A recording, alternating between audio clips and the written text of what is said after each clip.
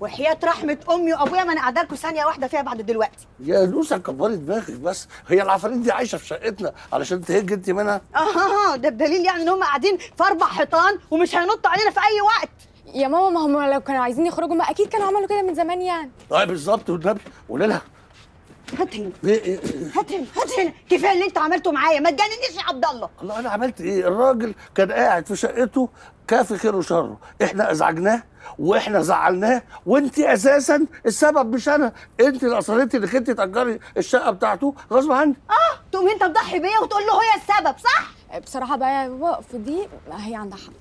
معلش يا جماعه حطوا نفسكم مكاني، في حد في الدنيا يقدر يسمع العفريت او يشوفه وما يغرش؟ بصراحه بقى يا ماما في دي بالذات هو عنده حق. كسر حقك، اسكتي مش عايزه اسمع نفسك خالص. انا خلاص خدت قرار ومش هتنازل عنه. قرار ايه يا ماما؟ انت بجد عايزه تسيبينا وتروحي فين يعني؟ اسكندريه. نعم. اختي فريده لسه ما مشيتش، هنط معاها في العربيه واطلع على اسكندريه. ده انت عايزه تشوفي الجنان الرسمي بقى. اسمعي انا يا ناس، قسما عظما. لا ونبي يا بابا عشان خاطري ما تحلفش، انتوا الاثنين دلوقتي متعصبين ومحدش يتحاسب على كلامي.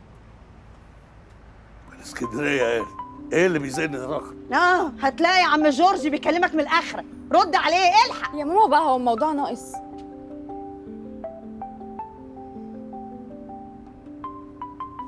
ايوه الو.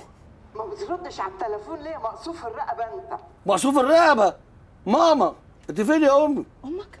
ايوه اما بقالي نص ساعه معلقه ودني على التليفون وانت ولا مراتك بتردوا عليا. معلش كنا ملخومين في حاجه كده. انت بتتكلمي ليه يا حبيبتي؟ بتكلم منين؟ بتكلم التليفون يا عبد الله، انت عبيط ولا ايه؟ عبيط؟ لا يعني قصدي ده مش تليفوني. وانا هتوه عن تليفوني؟ حتى بلاقي مره صوره البت سوم عليه. لا يما هو قصده على الرقم مش قصده على التليفون. مش تليفون ازاي؟